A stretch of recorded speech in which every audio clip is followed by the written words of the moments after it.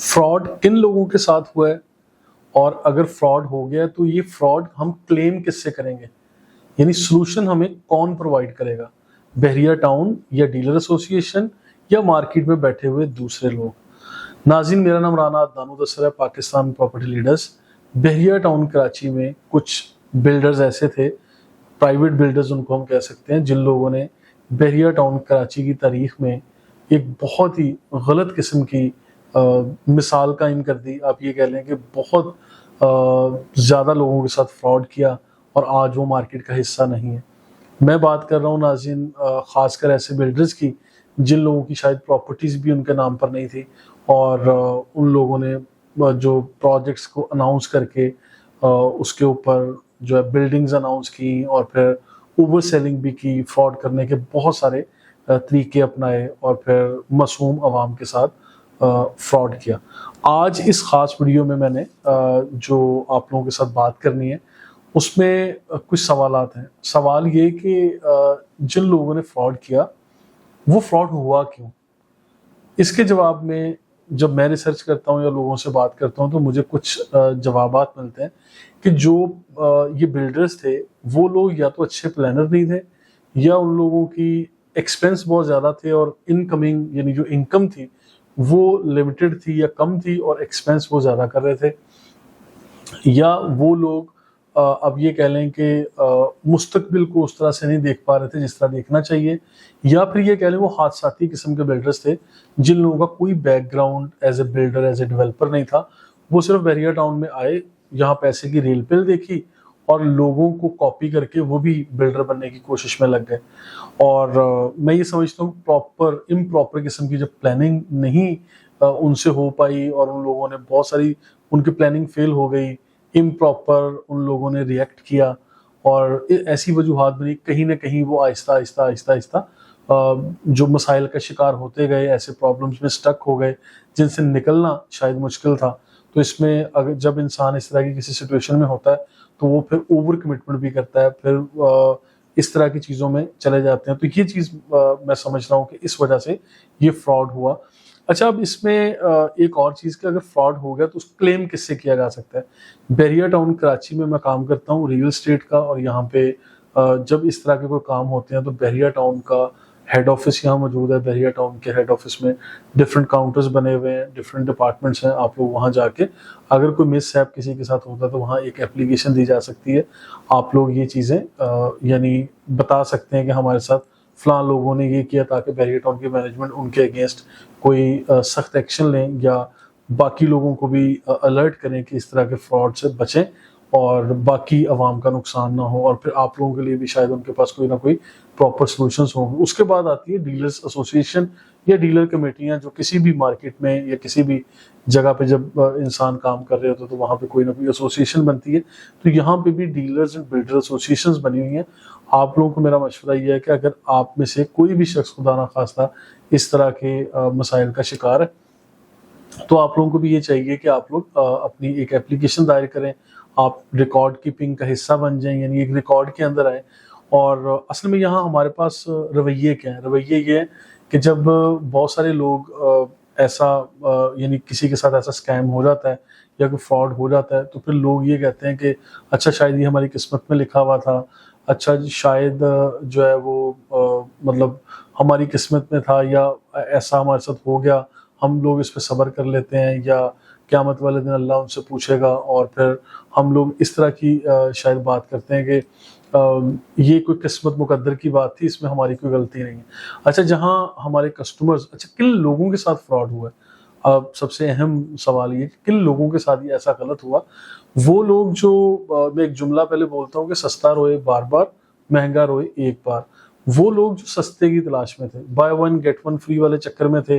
ये ऐसी इलॉजिकल किस्म की कैलकुलेशंस के ऊपर आमादा हो जाते थे जो प्रैक्टिकली नजर ही नहीं आ रही थी। वो लोग समझते थे कि हम एक कागज के टुकड़े पे जो लोग हमें लिख के दे रहे हैं तो पता नहीं ये हरफ आखिर लिख के दे रहे हैं और ये क्या चीजें हो रही हैं कि ये तो हो ही जाएगा, ऐसा मुमकिन है, ऐसा काम हो जाएगा, वैसा हो जाएगा। इस तरह की चीजें जब सामने आती थी, और फॉर एग्जाम्पल किसी ने अगर घर बनवाना है तो वो घर बनवाने के लिए कैलकुलेशंस ही उनको वो दी जा रही हैं जो कि प्रैक्टिकली पॉसिबल ही नहीं है। फिर अगर किसी ने भी अपार्टमेंट खरीदना है, ऑफिस खरीदना है, प्लॉट खरीदना है, उनके लिए प्राइस ही वो दी जा रही है जो मार्केट में चल ही नहीं रही।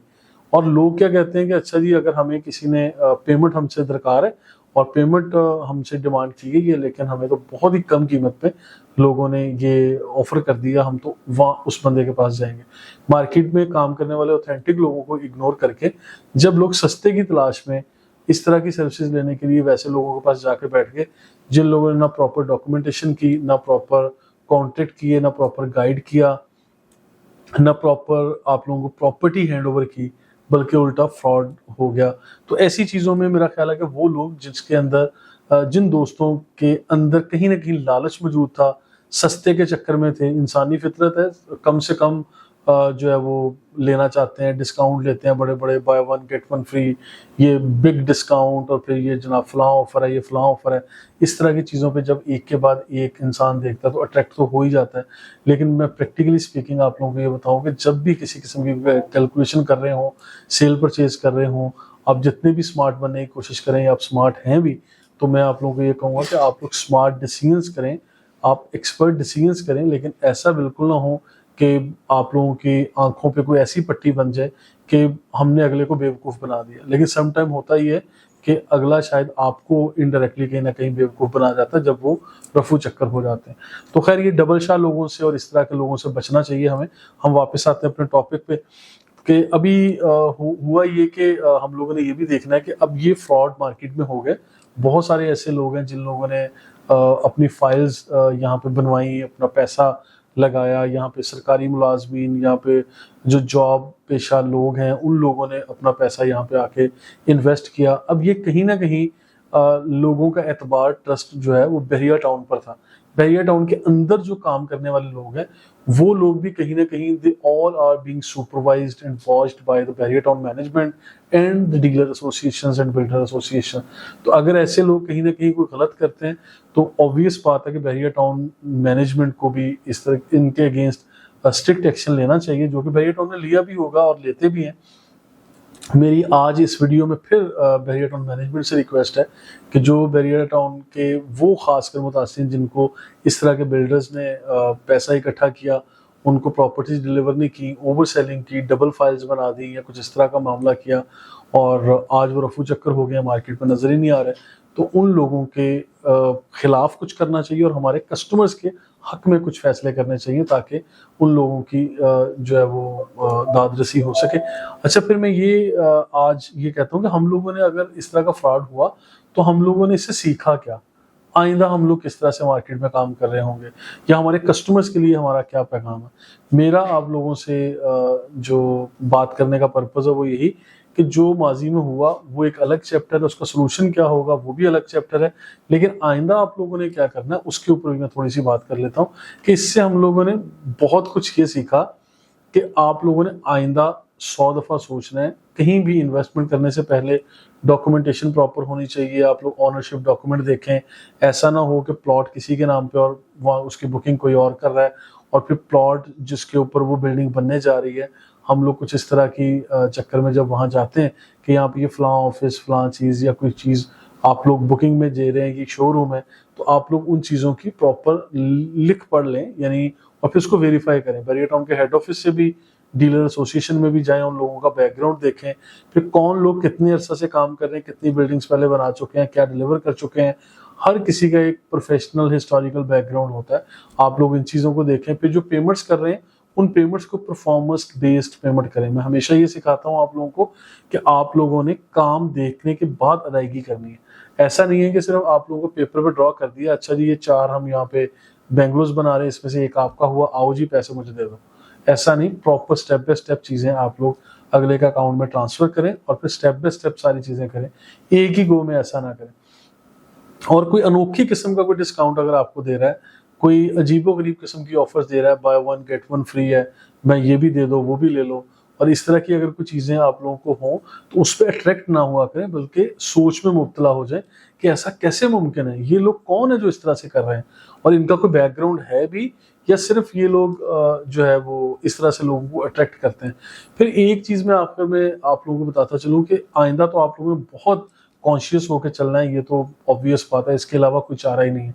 अब बहरिया टाउन की तारीख में मैं ये समझता हूँ जो एक ये ओवरऑल मार्केट डाउन हुई, क्राइसिस भी आया, फिर इस तरह के फ्रॉड्स भी हुए, लोगों के साथ गलत भी हुआ, मासूम अवाम हमारी जो परेशान भी है, और आज बहुत सारे लोग हमें कॉल्स भी करते हैं, और उन्हीं के रिस्पांस में आज मैं ये वीडियो भी रिकॉर्ड कर रहा हूँ। तो जो ये लोग हैं, अब आप लोगों को आइंदा भी बहुत कॉन्शियस होकर चलना पड़ेगा। आप लोगों को परखने की सेंस इंशाल्लाह अब तो आ चुकी होगी। खैर बड़ी माजरत के साथ कि जब इंसान इस तरह के धोखे खा लेता है तो फिर उसके बाद 100 दफ़ा सोच के कोई भी जो है अपने डिसीजंस करता है। मैं आप लोगों को अब ये कहना चाह रहा हूँ कि इनके सॉल्यूशंस पे जाने से पहले आप लोग ये चीज़ें भी ऑब्जर्व किया करें कि बहुत सारे ऐसे बिल्डर्स, डेवलपर्स हैं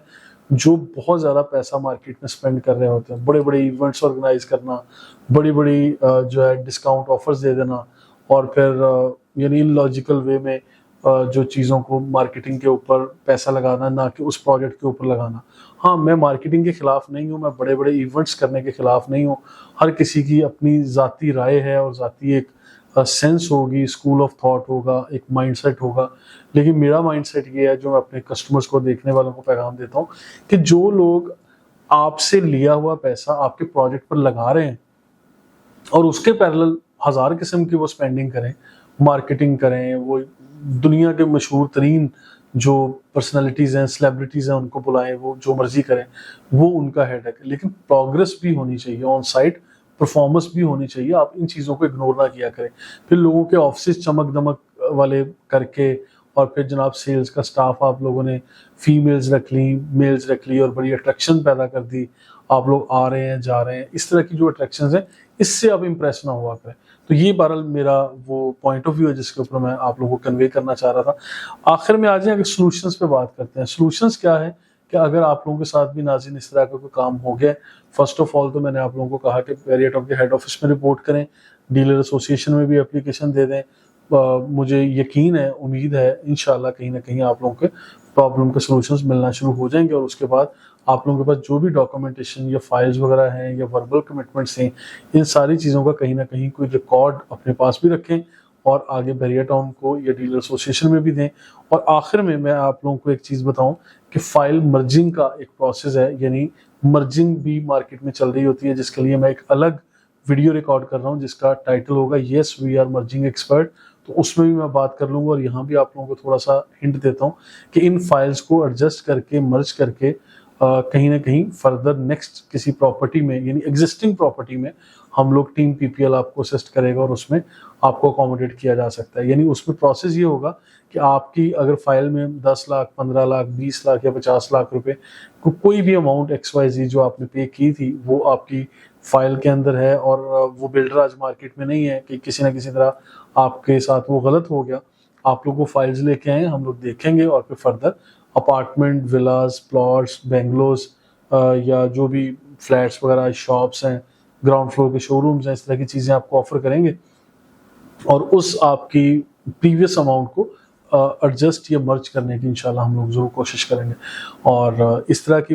ये 1-to-1 केस है, ऑब्वियसली कितनी अमाउंट है, क्या है, और फर्दर हम लोग क्या प्रॉपर्टी दे रहे हैं, ये सारी चीज़ों को डिटेल में स्टडी कीजिए और उसके बाद फिर फैसला कीजिए। मज़ीद इन्फॉर्मेशन के लिए, फर्दर अच्छी वीडियोस देखने के लिए आप हमारा यूट्यूब चैनल और सोशल मीडिया जितने भी पेजेस हैं सब लाइक और सब्सक्राइब कर लें, ताकि आइंदा आने वाली अच्छी वीडियोस आप तक पहुंच सके। Thank you so much.